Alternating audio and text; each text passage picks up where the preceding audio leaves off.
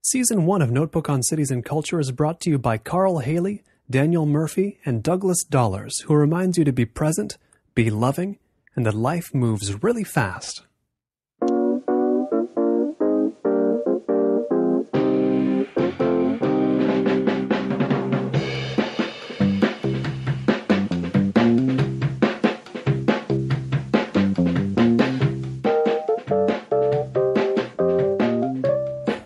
I hesitate to ask questions I've heard asked guests verbatim on other shows, but this seems like necessary groundwork. How do you define for yourself the term internet famous? Or internet fame? I don't know. Okay, so I guess I have good numbers on my blog. There are people that know me just from doing internet stuff.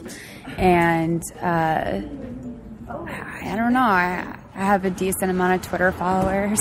I just don't know what else I'd be famous from. But not even just for you, generally speaking, internet fame. What is it? What is this weird thing that has appeared in the last decade and a half? I think it's just a new place for people to be recognized. I'm not sure what it is. I mean, there's the bigs, there's people like, someone like Shane Dawson on YouTube who gets like 2 million views. But I think that there's also people like Kelly Oxford who have been able to kind of establish a presence for themselves that was previously, it wouldn't have happened in any other medium.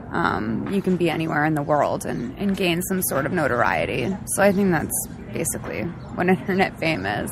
It's a really hard question. It's true. It's Notebook on Cities and Culture. I'm Colin Marshall, sitting down in Larchmont with Molly McAleer, co-founder of HelloGiggles, blogger at Moll She Wrote, writer on CBS's Two Broke Girls, Chihuahua owner, current or former, depending on if the show continues or not, a host of the podcast, .com Boom, and many other things as well.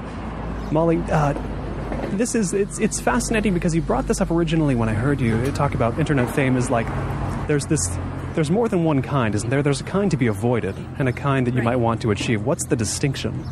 Well, I mean, I think that the olds, there's no such thing as bad publicity. I don't think that that's true anymore at all. I think that, people want to be known for their talents and not just a moment of spazzy kind of like outbursts. And I think that, I think that the difference is just whether or not you're proud of what you've done. I think some people can be proud of maybe a nude picture or something, but I don't know if that's really the good kind. If it's in the right light, probably so. Now, it comes up with people our age, I think, that people who, for lack of a better word, put a lot of stuff on the internet. It often is the case, and this was with, explicitly, we talked about D.C. Pearson and I on the first episode of this new show, that there was never a time when we felt like we shouldn't put things on the internet. Like, well, that's there. Obviously, I'm going to be putting stuff on it as much as possible. Have you been the same way? I think, Facebook first came out when I was in college, maybe my sophomore year. And the very first photo I ever posted to Facebook was of myself funneling a beer. And I didn't, I'm still not particularly embarrassed by that for some reason. But I, think back and say to myself, that's the exact sort of thing that I feel like kids are constantly being warned against doing. It can really catch up to people in a bad way. I have always had pretty strict rules when posting under my own name about what I'm willing to talk about. I try and shy away from more personal stuff about my family, relationships, things like that. I don't really put that out there. But, I think that if you make some rules for yourself, you'll always be okay. And if you can stand by whatever it is you're posting, you'll always be all right. Tell us about that school, a big beer funneling school. Boston College. It wasn't the party school that I think I was expecting. There was this statistic kind of floating around when I first got there that we were once named one of Playboy's #1 party schools. And I remember thinking, okay, this is going to be 4 years of debauchery. But there's no Greek life there. It's not a lot of the typical college partying stuff. I think that it really, especially for freshmen and sophomores, it's hard to get into a lot of parties. So for me, it was just kind of like, drinking a 12-pack of beer with my friends in an apartment off campus, and not really the kind of Animal House style good times that you would maybe imagine. But going in, you said to yourself, here come 4 years of debauchery. Oh, then. yeah. That was the main goal of your main educational goal? I mean, I think that I was very pent up all throughout high school. I maybe drank twice in high school. I was just I never smoked pot. Like, I was just, I was a very innocent kid. And so I think that I thought that this would be the first time in my life that I really did a lot of that stuff. Sure enough, my first week of college, I started smoking cigarettes. I started drinking quite regularly. And, as I kind of got into my later years, I didn't really do that so much. But I for sure viewed college as like my first opportunity to go crazy. Now, we're sitting here in Los Angeles. You're known for a couple of fairly Los Angeles-y things. You gained some notoriety writing for Defamer, when Defamer existed, and you write for Two Broke Girls, the television show whose billboards were everywhere when I moved into Los Angeles, so I'll never forget it. But what, coming from Boston, I mean, we talked off mic about this a little bit before. What is the Boston to LA move considered to be some kind of betrayal of Boston? No, I mean, maybe if you reassign your allegiance to sports teams or whatever, but I think that in general, I think I always knew personally that I would never have as many opportunities in Boston as I would here. I'm not sure what the city's general feeling about that is. I think that a lot of people where I'm from think it's cool to live in Los Angeles. So I'm not sure. I can't really speak for the whole city. Only 51% of it. If you can speak for 51%, you pretty much got it now. But you get referred to as an internet personality, and some people might say you can become an internet personality anywhere, absolutely anywhere. Some say, no, you've got to be counterintuitively in a city of other internet personalities. It seems like on some level a Bostonian internet personality is no different from a Los Angeles one.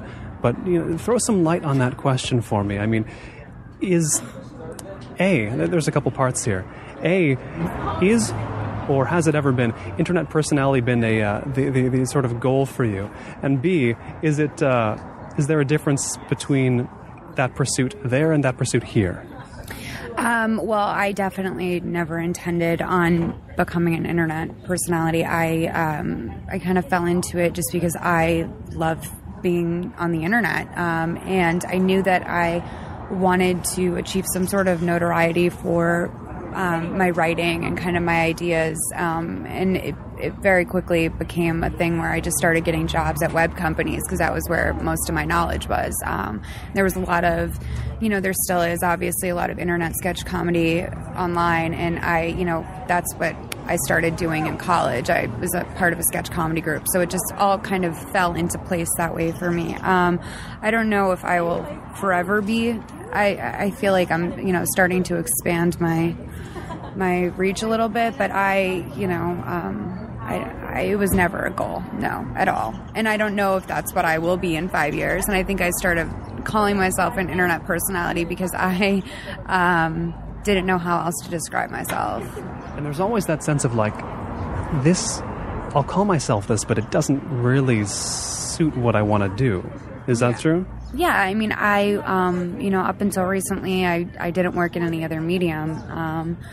So, I didn't know really what else to call myself. I'm not a journalist. I'm not an actress. I'm not a comedian. I think that I write things that are humorous, but I don't consider myself a comedian. I hate the word humorist. Because it evokes what to you? Mark Twain, Nothing worse than Twain, am I right? No, not at all. But I think it's a little highfalutin to call yourself that. So I just kind of, I just went with internet personality because I did a lot of video work and stuff like that. So, and I hate the word vlogger. Well, deservedly so, I think. It's a little dirty sounding. You move from Boston to Los Angeles. How quick is it to being thrown into the vortex of Defamer, where you have to be so concentrated on a certain slice of the miniature world of Los Angeles? I started that job about a year and a half in. I worked at a small website called This Just In that was a HBO project. It was kind of like their answer to the Huffington Post, but with a little, some sketch comedy and stuff thrown in. And shortly after that site folded in, I went to Gawker and found out that Defamer was hiring a videographer. Again, this was just kind of like everything that I was interested in, the internet, pop culture, Hollywood life, all that stuff kind of folded into one job. And so it made perfect sense for me at the time. For those who weren't on the site reading it during its heyday, I guess explain what Defamer was. Defamer still can be found, in versions on Gawker, but basically it was just a pop culture and Hollywood website where we did everything from, just reports on what you would see on Deadline in a comedic way to interviews with celebrities to, it was kind of a more sophisticated version of any pop culture website. And I want to get into that sort of the more sophisticated version part of that, because if anybody can be the one to explain this, I think you can, which is that you'll hear people describe all the sites from Gawker Media, the parent company of Defamer, or I guess the creator of Defamer, if they're folded back into it or whatever. They will say, oh, how can you stand to even open those sites? That's just so gross. That's terrible. They point to something like Defamer and it's at its zenith and say that is the decline of society right there. What do you say to them? I think that's a little dramatic. I think that it's definitely, it's not TMZ. I don't think that we ever really surfed on crotch shots or anything. But it was, I think that for whatever the overall tone was, it was done. It was done very intelligently, and it was executed in a smart way. So I think that, to those people, I would say it's not even close to as bad as it could be. You need to expand your view a little bit. You need to show more imagination. Yeah, exactly. Tell me about the view on this city that working at Defamer gave you.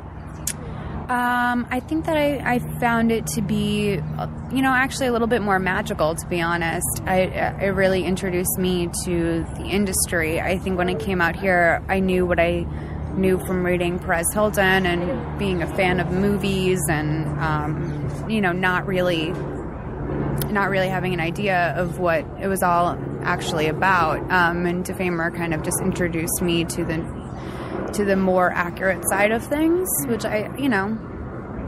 it's news stories. I don't know how much I learned, but it was, it seems also very much that era that I worked there was a very special time in gossip and a very special time in Hollywood. It seems like 2006 to 2008 was like kind of a strange time. So. What made it so strange? Well, I think that it was just kind of this explosion of, pop culture. Like, it was just this whole, like, the Lindsay Lohan thing was really big at the time. There was, kind of like all those young celebrities going wild at that time.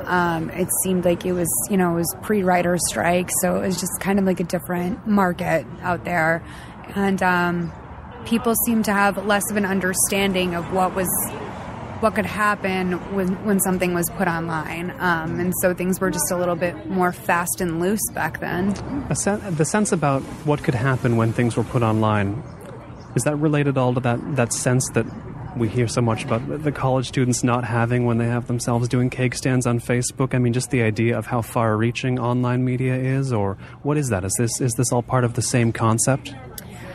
Yes and no. I think that things just spread a lot faster. Things like a single sentence can get blown up. A single sentence can be a news story. I don't know if that was always the case. And I think that, just seeing something go very, very viral as a result of an interview being chopped up, or the Tom Cruise Scientology video, and that was leaked to us. That was quite a big deal at the time, and that's really more what I mean. I think that was just, things just don't pop up that way anymore. And I remember that being specifically the stuff with Scientology, and specifically some of the stuff with the interviews that were coming out back then were just a lot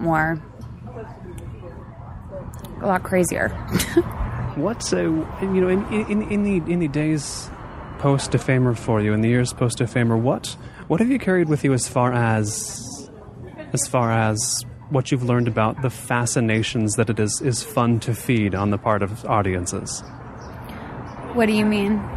Like when you're writing for a site like Defamer, you're keying into certain things people want to know about, certain things people want to be impressed by or weirded out by, and there have to be certain of those categories that you just found it was more fun to supply than others. Is that true, or is it not? Or does it make sense, or does it not? I mean, my job on the site was mostly video stuff, and it was almost all video stuff, and I know that there were certain things that people would respond to more than others, like an outrageous, provocative moment. I think that that's what a lot of people are looking for, is like just like provocative moments, and I think that has always been popular.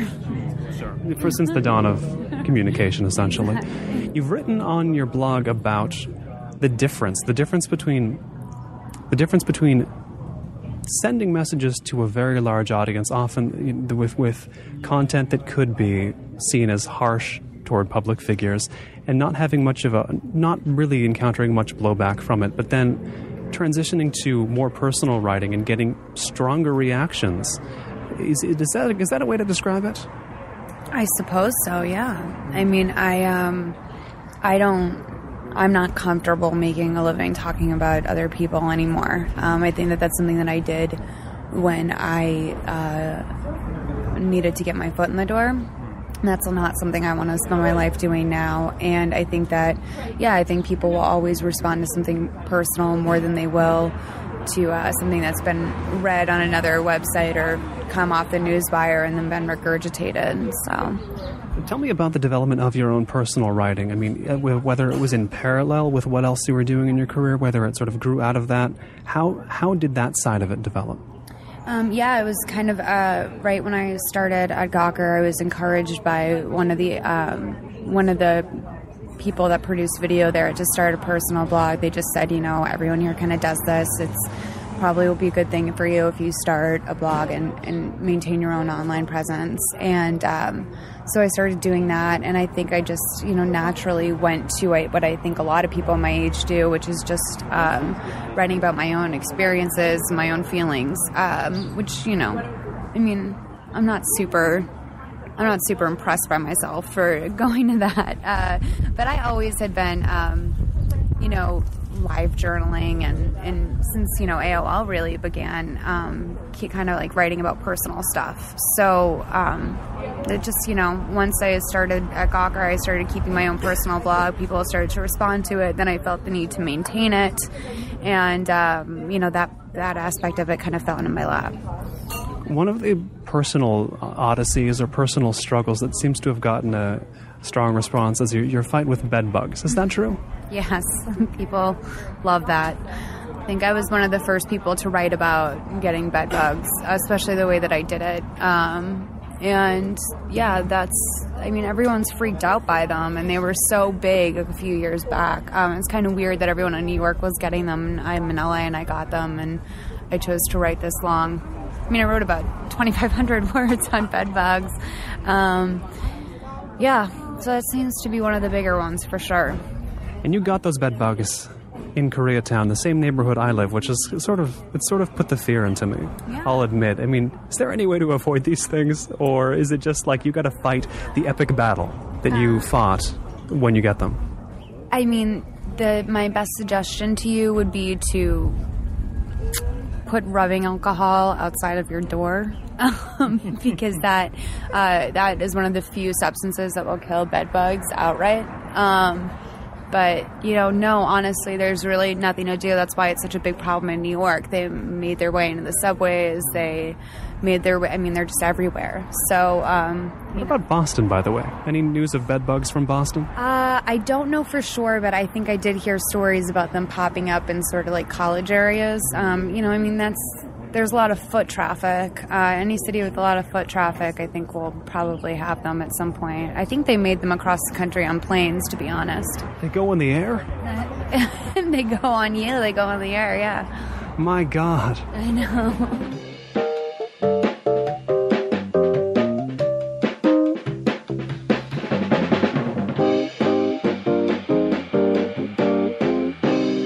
And we're picking this up walking down Larchmont, looking at clothes on racks. So let me ask you this, Molly. You have gotten to the point where you're writing on Two Broke Girls. Yeah. Big show. How did that happen?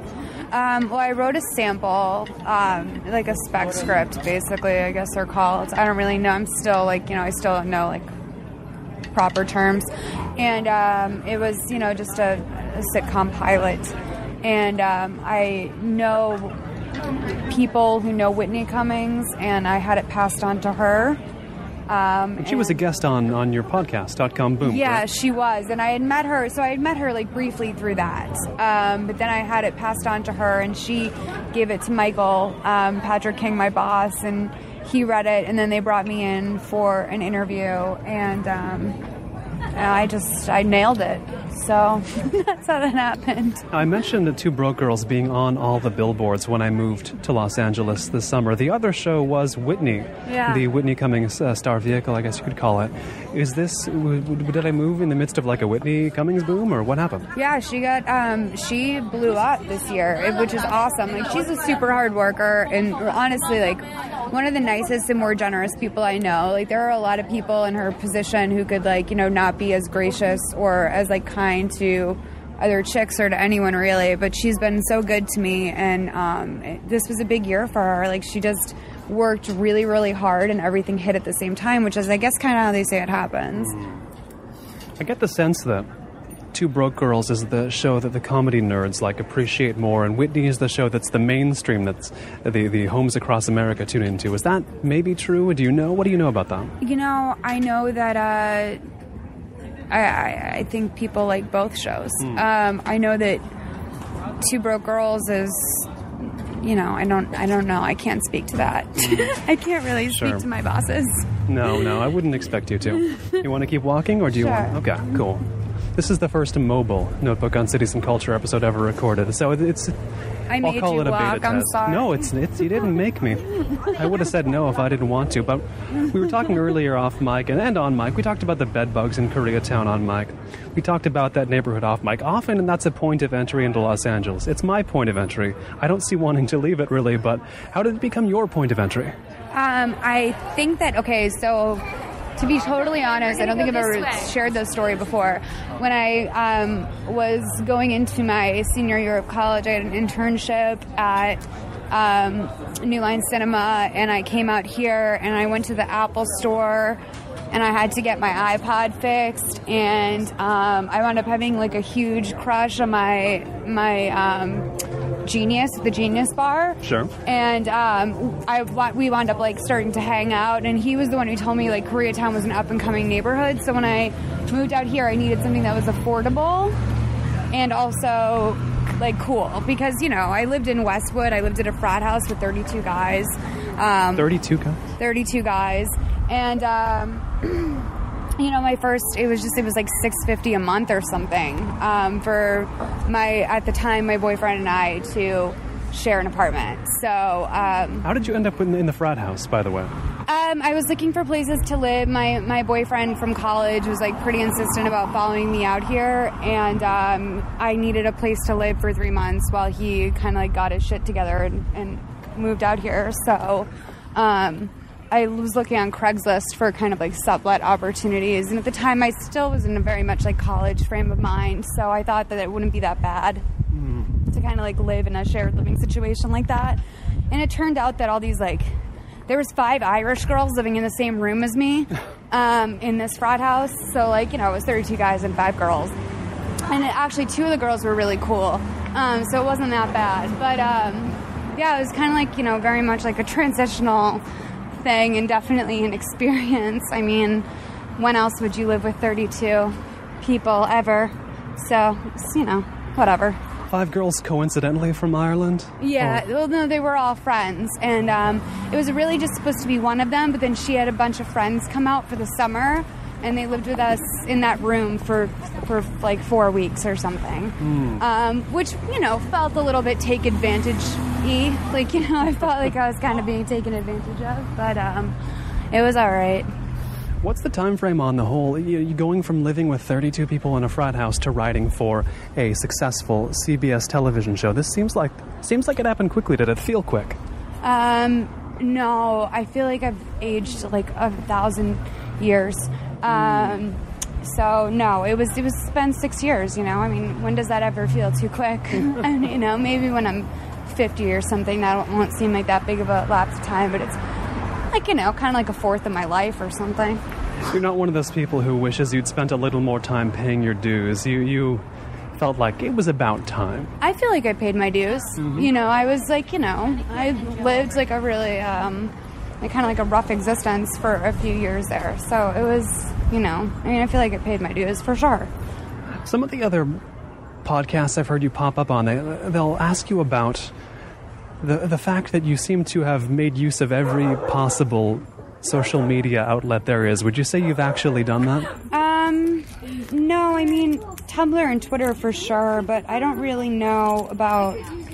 I don't use Pinterest or whatever. Like what? I don't even know what Pinterest is. Yeah, exactly. And, you know, I mean, I have a Facebook account, but I wouldn't say I've, like, really used it. There's a baby crying, but sure. You know what I mean? I don't know. I don't know if that's, like, necessarily an accurate thing to say. I just think that, like, when someone who doesn't use the internet as much as I do sees what I've done, they kind of think I've used everything. There's this fascinating line that I believe I read you use somewhere, that with the type of thing you're doing on the net and elsewhere, you end up having to be your own pimp and your own whore simultaneously. What does that mean? Well, actually, that's something my mom said to me. As moms do. But basically, you know, I think that I was going through a particularly tough time, just kind of feeling like, you know, I'd been working for so long and nothing had really stuck. And you know, I guess when I hear someone say something like, oh, like, you didn't pay your dues, I'm kind of like, what are you talking about? Like, I was... Wait, has somebody accused you of not paying your dues? No, but I mean, like, you know, like, as if there was more dues to pay. Like, I just don't, you know, at that point I would have just moved home if there was more to do, you know? But my mom said that to me because I was just... I think I was maybe saying to her just that I was going through, like, a really tough time, and I was kind of tired of not really knowing what my life was going to be about. And, she just said, you know, like, you have to just keep pimping yourself and whoring yourself. I mean, that's really the truth of what you have to do, is that you have to build yourself up, but you also have to be willing to work. And that's, you know, I think that's what she meant by it. I can't be totally sure. What sense do you have of the kind of audience that has coalesced around your various online personas? I mean, who are your readers, and what are they like, do you think? I think it's like 13 to 35-year-olds. Okay, wide age range. Yeah, it's pretty wide, but, you know, I think there's something, sometimes I used to wonder, oh my god, nail polish sale. I used to wonder, like, what kind of parent in their right mind would let their child read my blog or whatever, but, you know, I think people just find stuff now. I think that's kind of how this stuff works, and these are expensive nail polishes on sale. Really? It's like a really good deal. How much of a discount do you think you're seeing on that? I think this is like I would say probably a close to a 50% discount. Should we pause? You're going to stock up? Yeah, well, we don't have to pause, but I am going to stock up. It's your choice. So yeah, we're doing this walking around podcast because you evidently work so hard that you don't get a lot of time to just be in life. Is that about right? I mean, no, that's not entirely true. It's more that, you know, the only time that I have the opportunity to go, for example, to Rite Aid, where we are currently at, is on the weekends. Sure. Because when I'm done with work, I go home to my neighborhood where there's no parking, and I hang out with my dog. So if I were to need, like, you know, a travel-size scope, I would have to do it on a Saturday. That's what I'm doing right now. Travel-size scope. For people at home who can't. I don't know. I'm going to Paris. Oh, yes? Paris. Yeah. I'm going to Paris with my mom and my sister in a few weeks, so... You need scope for that. Yeah, exactly. It's a phenomenon I hear from at least a few people who do comedy of some kind and then move into TV writing, that they feel like they live this marginal existence where they don't have a lot of money, sort of scraping by, and then they get a TV writing job. They have all the money they need, but they don't know or don't feel like they have a way to use it well anymore because they're no TV time writing. To spend it. Yeah, for sure. I mean, that's actually the good thing about it is that I'm not out all day shopping because that's what I would be doing if I wasn't at an office. I love shopping, as you've seen. So, no, it's a good schedule for me in general. There's no complaints. How much of life does TV writing eat? I mean, just in general, what is it like? This will be a regular job, and then you find out it's much more time consuming than that. Or what's the story with that? No, I mean, it's about the amount of time that I thought it would take. It's a big job, but you know, I feel like I'm with my best friends all day. Everyone at work has become like family to me. So, you know, it's in no way. It's no way a bad thing. It's actually right about the amount of time I thought it would be, and we have a pretty tight ship over at the show. So you know, I'm kind of like in and out in a way for the amount of work that we have to do. But you know, I find myself at home most nights, like just eating a meal and going to bed, which is good for someone like me. Plus, you get to go to Paris occasionally. They give you the time off. Yeah, right? We have our hiatus coming up. So. Oh yes, TV has that cyclical nature about it, right? You work hard and then you get to do what you want for a while. Yeah, I guess. I mean, I run HelloGiggles too, so my hiatus will probably be eaten up by mostly doing stuff for the website, and then hopefully some other writing projects that I can do. And tell the audience what HelloGiggles is, by the way. I think if they don't know, they probably should. Yeah, it's a website for women. We try to do everything in a positive yet comedic tone. It's basically just kind of like our answer to some of the sites that we like, but kind of wish that they were a little bit more friendly towards women, or weren't so negative. We have like 300 contributors. People come in and out and write pieces for us, and it's a really fun, supportive environment. It seems like writing, the project of writing for women, are there like a lot of mistakes to avoid, or like is there a hard tone to strike? It seems like whenever somebody starts a project like that, it's like, okay, we're going to write for women, but we're going to do it right, unlike a lot of these other outlets I can point to. Is that the situation? I wouldn't say we're writing necessarily for women. I think we're writing for all people, but we try to remain friendly towards women. I mean, I can tell you I've worked at a lot of websites. I've freelanced for over 20 websites over the years, and more often than not, it's kind of, we got to be friendly towards our male audience. Which means what in practice? It means, like a lot of things like, 20 best boobs or whatever. Like, is that 10 women then? Or is it 20? I mean, I'm really wondering. I think it would be 20 different people, sets of boobs. Sure. But yeah, so I mean, we kind of more focus on just making it so that you can come to our site and not feel like assaulted by anything that's there, which is the least I think you can ask when you're trying to put something together. Sure.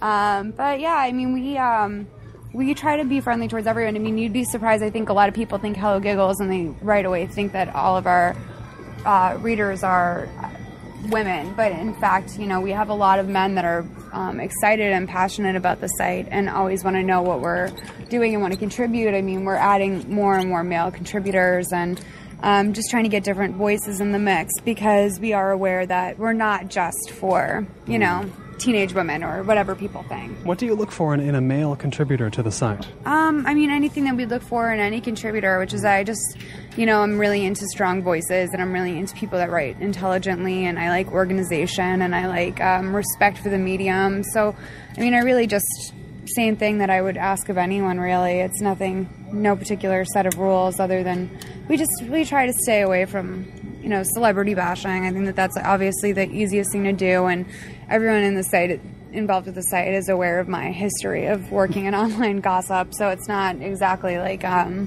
it's nothing like what I've done before. But would you have called defamer celebrity bashing in some core way? More of an expose sort of thing, where we would these are weird, these hair ties. What are those? Donuts. They're like, they expand, I guess. They're like rubber bands. Expand, yeah. This is a complicated looking section of the store. There's so much. Hair clips.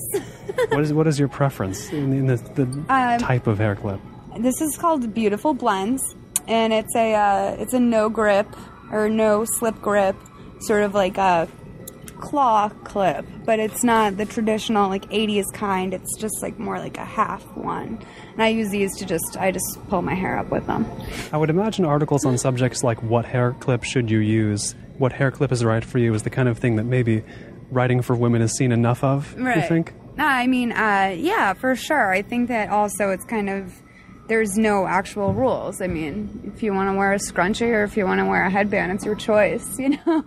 Do it. I don't think freedom. Freedom. Do your own thing. I mean, I'm all about, whenever I even attempt to write something like beauty related, I always kind of come back to the same message, which is like basically just do whatever you want. So, you know, I don't know. I'm not really the best at writing those things anyway, so I hope that we've had enough of them. I mentioned earlier .com Boom, your podcast, which I guess we can call on hiatus. But was that created out of some sense that moving to the podcast mecca that is Los Angeles, you needed to get in on that game as well? Oh, no, not at all. Jordan and I are really good friends, but we're both, you know, before anything, I think we're both really big fans of radio. And he and I both love Howard Stern. We both love interviews, like great interviews. And we wanted to work together, and we wanted to do something that would kind of give us an opportunity to talk to some of the people that we both have really admired. So it wasn't a calculated thing. It was just kind of like friends getting together and doing something creative, which is really like how everything I've ever done has worked. Whether it be HelloGiggles or writing a sample and having one of my friends oversee the process. I mean, everything I've ever done, it's less about the end goal, more about the intention going into it. So... Plus, I mean, I haven't heard a lot of podcasts where a host has had her mom on. Yeah, I have your mom seems like a character. She is a character, and you know, it's funny. She's like my best friend in the whole world. And you know, she and I grew up kind of together. She had me very young, and you know, I had my mom on my podcast. Definitely did. I definitely did. You know, she's really funny, and people have always liked her better than me. Oh, geez. Well, how does she won over your friends away from you? Oh, yeah. Well, no, not away from me, but like, you know, it was always kind of thing where we'd be like, can your mom come? And I'd be like, no, you know, I'm just trying to be a teenager too. Sure. But I'm very, I'm very aware of all the things my mom has to bring to the table. So I always involve her in my life, and I think that she's really fun and funny to be around. And so, yeah, I mean, that's kind of course, like, you know, she got along awesome with Jordan. And so when she came into town, it was kind of like, let's have my mom on the show. And that was something everyone was really into. Oh, wow. They're still press-on nails? Yeah, press-on nails have had a resurgence in popularity. It seems like almost everything from the era of the original press-on nails is back now. Would you say that's true? I think that, what do you consider to be the original era? Well, not the original era, the original in our lifetime era. Oh, you know, like we're talking 80s, about the 90s. late 80s, yeah. Yeah, I mean, I think that those things it's been fashionable again, for sure.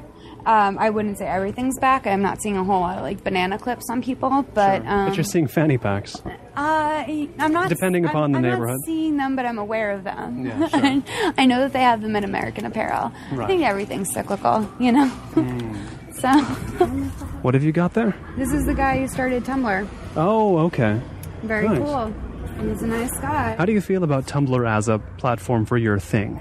For my blog? Blog, yes, but for your thing, whatever your thing is Tumblr not convenient? Is Tumblr a suitable means of conveyance for what you want to get across? I kind of got to Tumblr because my blogging platform that I was using at the time wouldn't allow me to host ads, and I no longer host ads on my Tumblr because I'm banned from Google ads.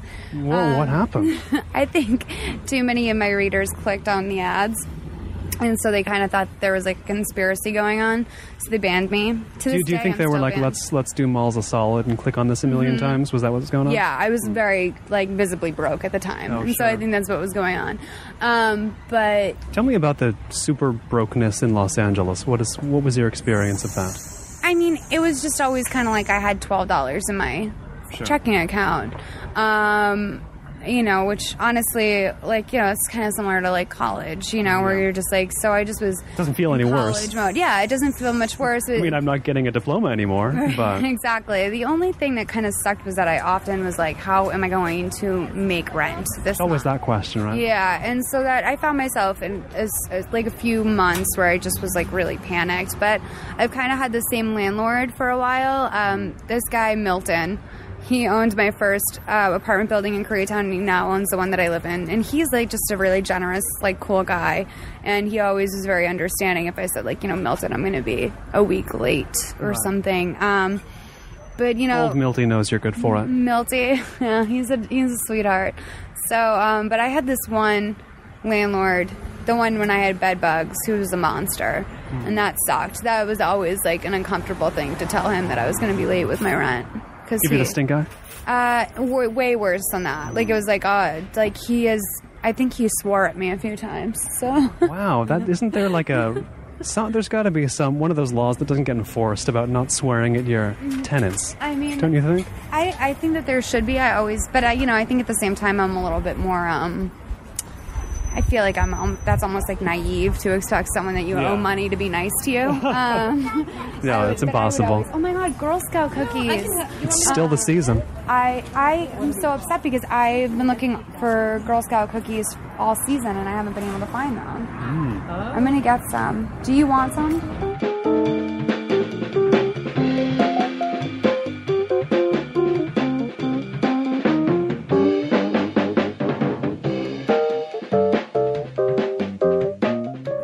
I gotta try. 14 years, you said, while we were buying there. 14 years in the Girl Scouts? Yeah, something like that. It was absurd. I was a Girl Scout for like way too long. I feel like Girl Scouts have fallen away from being a visible presence in the world, except for the cookies. Does that seem that way? No, they were in the press for hating gays or something. Really? Didn't you read that? There was like a transgendered Girl Scout or something, and going which direction? To Girl Scouts or away from Girl Scouts? No, she was I think she was born a male, and she felt like she was a woman or something, and so she joined Girl Scouts, and then they kind of were like, no, you can't be a boy and in Girl Scouts, and I don't know, something like that happened. Let's go for it. 2 seconds on the... I mean, hating gays is such a way to get into the press these days. I feel like not a week goes by without 5 or 6 stories of gays. Who is construable as hating gays. Right. Last week it was Kirk Cameron. Here you go. Oh, thank you. Thank you very much. Thin mints. Classic. You mentioned your audience is 13 to 35. What do you think your 13-year-olds and 35-year-olds possibly have in common? Well, I think like the 13-year-olds like my nails and the 35-year-olds like my nails. Like, I think sure. I think that it's a little bit of both. But I think that, what I hear most often is that I think, especially back when I was really like trying to figure out what my place in the world was, I think a lot of people related to kind of like, or just like remembered when they were going through something similar. And I think that a lot of people now are a little bit more concerned about their future. And so, people are always asking me, what college did you go to? How did you decide where you want to go to college? Like, how did you decide what you wanted to do with your life? And I think that teenagers, especially now, maybe think about that a little bit more. Was it the comedy impulse that brought you from Boston to Los Angeles? Yeah, I mean, but also I just in general, like, I always kind of knew that I needed to be seen. Like, I knew when I was like 2 years old, I remember thinking that I was on television all the time. And so, it was kind of like never really a question in my mind that this is where I wanted to be someday. But what I did once I was here was always a little bit more up in the air. Right. I thought it would be an actress or something. Now, how do you make it so people know that you want to, or that you are creating things for an audience and not just sort of like a lot of people do on the internet, hanging out for an audience and acting like that's enough? Because you're making things, but at the same time there's this challenge, like when you're on the net doing all this stuff, people will always think, oh, you're just doing stuff on the internet. This sounds so vague, but do you know what I mean? Yeah, I do know what you mean, but I can't say that I'm like, I'm not that. I always feel like for me it's been more about creating something that I liked and something that made me laugh and having fun and just kind of like, whenever things get too structured, I always want to quit because I feel like that takes all the fun out of it. Yeah. So as much as I do feel like I am aware that there is an audience. At the end of the day, if I'm having fun doing it, I guess it's really all that matters, especially because I'm not getting paid for it. True. But when it comes to something like Twitter, I'm not very calculated. I don't really, that's just for fun. Right, but it's one of those things that's hard to explain to people above a certain age, that stuff, doing that is really the only way to get to the writing for the two broke girls of the world, isn't it? No, it's not at all. No? How I did it. I mean, well, I don't mean specifically that job, but if you didn't do anything for free, you wouldn't be doing that, would you? If I didn't do anything for free, I wouldn't be... You wouldn't be having a, glamorous TV writing job. Yeah, well, it's, I think it's because I just generally have a work ethic. I don't really know what... I can never really connect the two in my head. Oh, really? I mean, maybe it's a more obvious connection for other people, but for me, it's never been so obvious. You know what I'm saying? So they've always stayed two separate things in your mind? Yeah, I figure anything I really try on is one thing, and then anything that I'm just having fun with is another thing. And if they meet up somewhere in the middle, that's great. But if not, I guess it's not the end of the world. Right, yeah. I do see what you mean, but it's one of those questions that never has a right answer, does it? Yeah, no, it doesn't. Because, I definitely don't want to mislead anyone and let them think my dreams are starting to come true because I was a blogger. That's not even close to the truth. But, I definitely am aware that part of any success that I've had has just been because I have kind of worked around treated everything I ever have done like a job. I think a lot of it's just about your attitude in life. Now, I'll ask you this. I'll ask the inner Bostonian within. Is there any chance you would be in Los Angeles if not for the comedy stuff, if not for the stuff you're creating? Well, it's this industry, that I really wanted to be a part of. And I always thought, I love Boston. I would love to live there again someday once I've kind of made it a little bit more. And by made it, I mean, money. Sure. I would love to afford myself the lifestyle where I can live where I want to live and work where I want to work. But, what would I do in Boston? I'd be the best job I could probably get is marketing or something, and playing with an improv troupe on the weekend. And that's not really, there's nothing wrong with that, but it's just not right for me. So you meet people here who have that thing I'm only in Los Angeles for a little while. When I get done with what I'm doing, when that hits, that's when I go back to where I came from. You hear that exact story. Not that that's what you said, but that reminds you of, there's a lot of people like that who are around here, right? Yeah, I think that a lot of people, this city is parasitic in both ways. It's that people can't come here to work, and the city works people. So I don't really, it's kind of a little bit of both. But it's not. It should never be as soon as you make it though, because then. How is the money going to come in? It's a fair question. Yeah. Now, is this a good smoking spot, or do you want to move somewhere where we can sit? I can smoke here. Do Cool. you? Oh, yeah, I think you can. I'm just wondering if this is comfortable. Yeah, I'm very comfortable. Cool. Fair enough. Now, it's something that we talked a little bit about off mic before, is that you mentioned you couldn't really see yourself loving a place like Los Angeles, but then it seems to me this is not a place that demands or even accepts one's love as a city. Do you know what I mean? Yeah, I guess I know what you mean. I think the city's indifferent to you, for sure. It just is what it is. Right, that's really the best way to put it.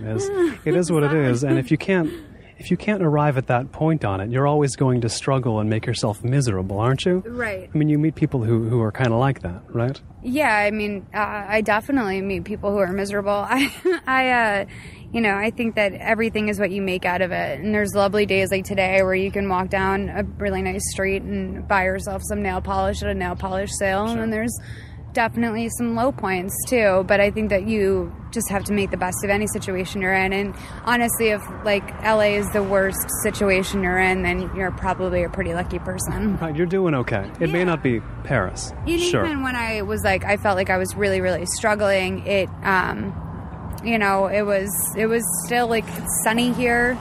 There's food around. There's people. There's a food supply. Sure. There's food supply here. There's water. There's stuff going on. So it could always be a lot worse, for sure. But it still makes you fill out the occasional insurance form, which I am trying not to have to do. As we mentioned off mic, you You held out on owning a car for a while. I continue to be a holdout.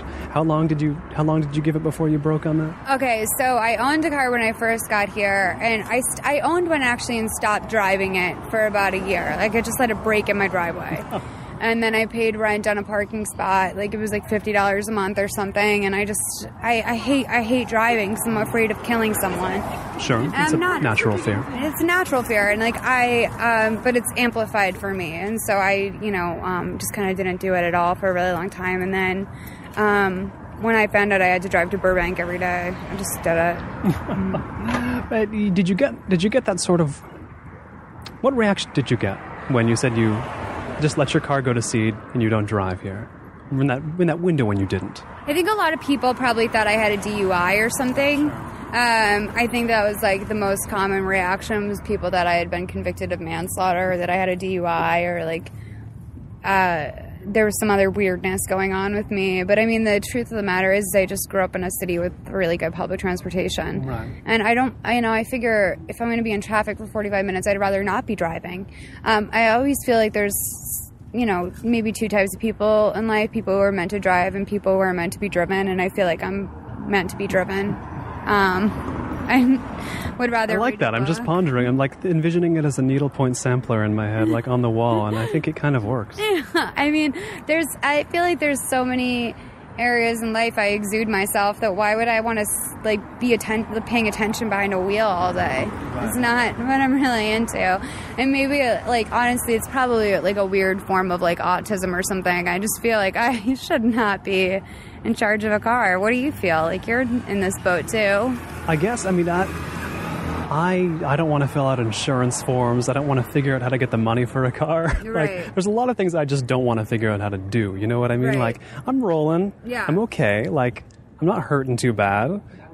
Geez, do I really need to introduce that extra layer of complication, It is. It's a lot of paperwork. I'm still not sure about how I'm going to renew my whatever it's called. That sticker. I don't even know what it is. No, it's like, what is that thing? And I know there's I don't know. I wondered always if someone's parents taught them how to do that or what it is. But for some reason, I just never learned how to do it. So I'm adverse to it. I'm afraid of it. Aren't there a million things like that in life, though? Especially at the age we're at. This seems like something that was supposed to get taught somewhere.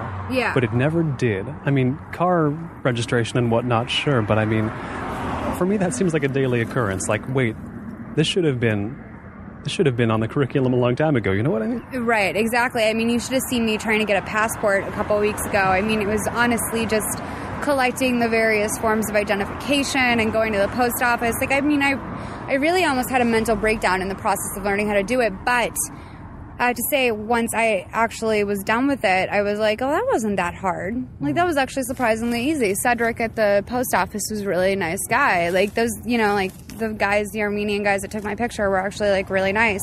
And that was not that hard. But I psyched myself out so much going into it. And I think it's just because some people aren't good at paperwork. That sort of organization doesn't come naturally to me. So I've heard this from interviewees who moved to Los Angeles from East Coast cities like New York City or Boston, and they'll say, man, in my old place, I could just walk out, have no responsibilities, do things in a random order, not have a plan, and I would basically stumble into solutions. Somehow here is not so conducive to that kind of behavior.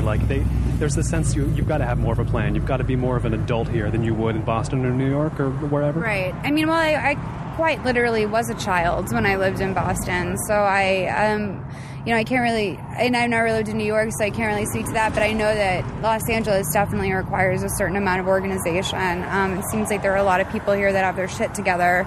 I guess there are people that don't too, but I feel like, especially most of the circles I run in, most of the people I know have their shit together. Right. And in a way that I just don't.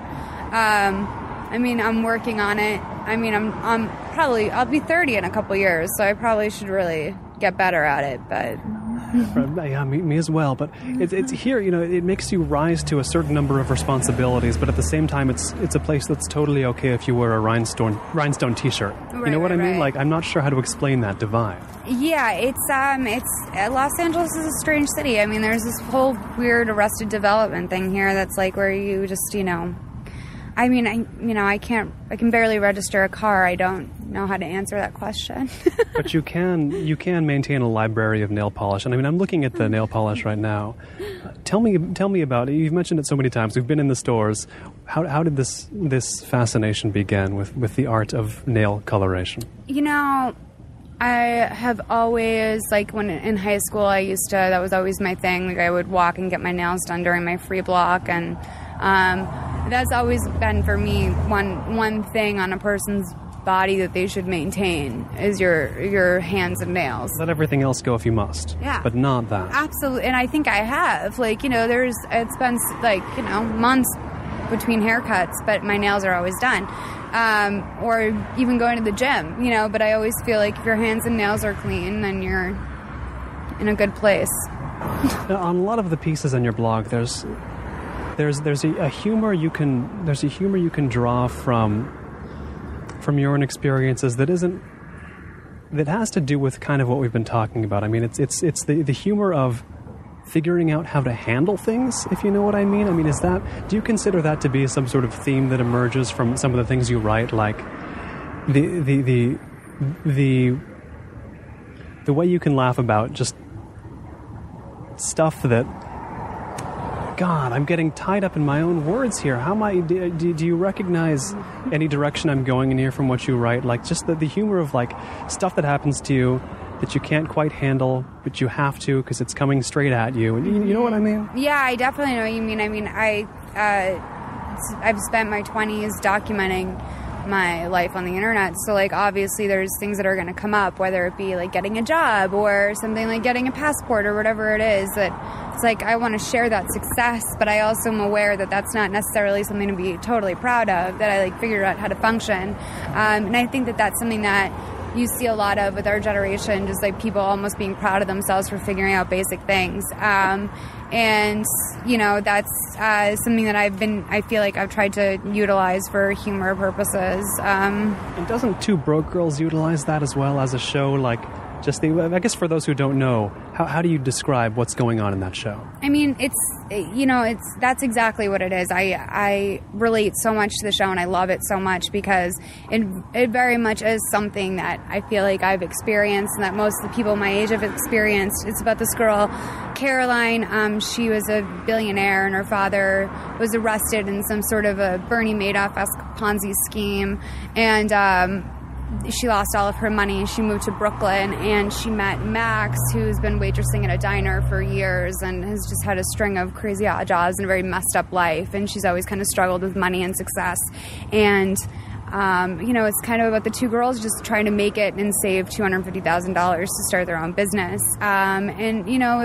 It's kind of fun because both girls have their own unique set of problems, but they both definitely have problems. I think that a lot of people look at Caroline and don't understand right away that she's, for everything that she's dealing with in her life, she's actually a really upbeat and positive person, but with a lot of drive and some high standards for herself. And those are in some ways the ways I relate to Caroline. Like, everyone in the room has a little bit of both characters in them, but I often surprise myself with how much Caroline I have in me because I know what it's like to have a very strict standard for yourself. And strive every day to meet it. And then on the other side, there's Max, who I think is a little bit almost taken aback by the idea of a future, always. The idea that there is a tomorrow and that, tomorrow can be better if you work hard today. And Max is a really hard worker, but I think she's always kind of tried to just make the 1st and the 15th. And you kind of get to see her think about what's going to happen in 2 years or 5 years or, when I own a business. And that's, I think, something very relatable for a lot of people and definitely for me. An idea of having this high standard, but not necessarily everybody falls short of their own standards, but also trying to show the world that you have that standard for yourself, right? Absolutely. I mean, that's, kind of where the two characters can meet up in one person for sure. But they both have just very clear ideas about that. And, it's this kind of like almost like a rapper mentality where it's like, you're bigger and better than everyone, but it's, also at the same time you deal with real insecurities. And I think both of those girls deal with those things. So, and you gotta seem like you're humble too. Absolutely. At the bottom of it. That's the hardest part of all. And I think, the thing is that there is like a lot of, I often get accused of like humble bragging. Oh, sure. That's well known, but I guess, how do you think of humble bragging and what it is? Well, like a humble brag is when you... or what's a humble brag you think you might make accidentally? Just slip of the tongue. Okay, we all do. I know what I did. So, when I had my first episode of Two Broke Girls produced, it was directed by Fred Savage, who was my childhood crush. Wonder Years.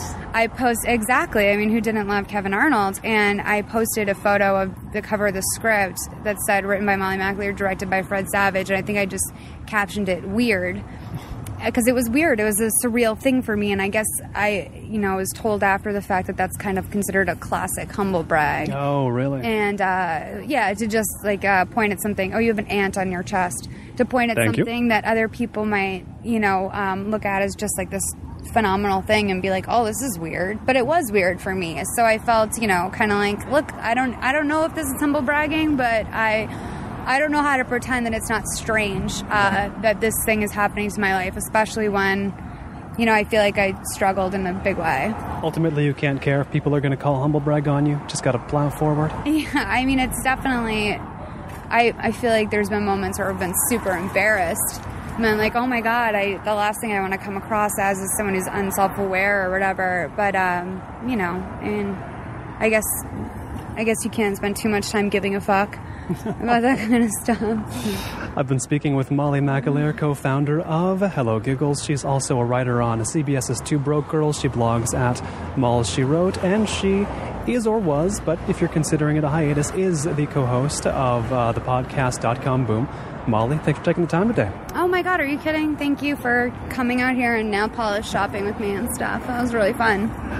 This has been Notebook on Cities and Culture. I've been Colin Marshall. Keep up with all of the cultural creators, internationalists, and observers of the urban scene on the show at colinmarshall.org. Thanks.